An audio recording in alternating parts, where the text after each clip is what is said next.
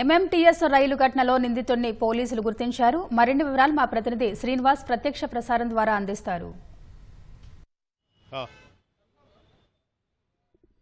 Panjagutta hello కదులుతున్న రైల్లో ఆ యువతిపై అత్యాచారం యత్నం ఘటనలో పోలీసులు పురోగతి సాధించారు. అయితే అత్యాచార యత్నం ఎవరైతే చేశారో ఆ యువకుడిని పోలీసులు గుర్తించారు. మేడ్చల్ జిల్లాకు చెందిన ఒక గ్రామానికి చెందిన మహేష్గా అతన్ని గుర్తించారు. పోలీసులు అయితే ప్రస్తుతం అతన్ని అదుపులోకి తీసుకున్నట్టు సమాచారం.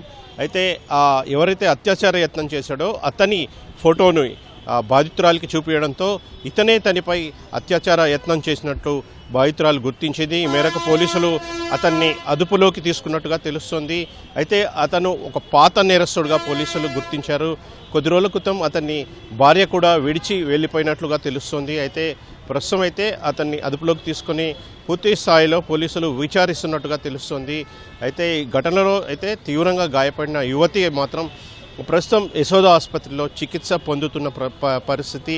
యువతికి పళ్ళ దంతాలు అయితే పూర్తిగా ఊడిపోయినటువంటి పరిస్థితి. అయితే ఇందుకు సంబంధించి కూడా ఆసుపత్రి వైద్యులు శస్త్రచికిత్స చేస్తున్నట్లుగా తెలుస్తుంది. ఇందుకు సంబంధించి ప్రస్తుతం యువతి ఆసుపత్రిలో పూర్తి చికిత్స పొందుతుంది.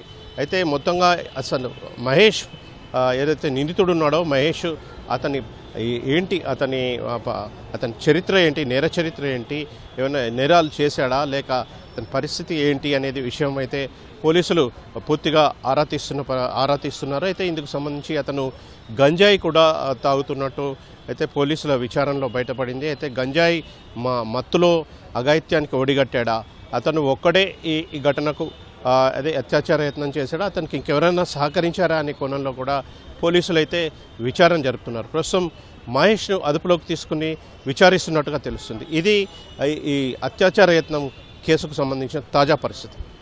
Over to you.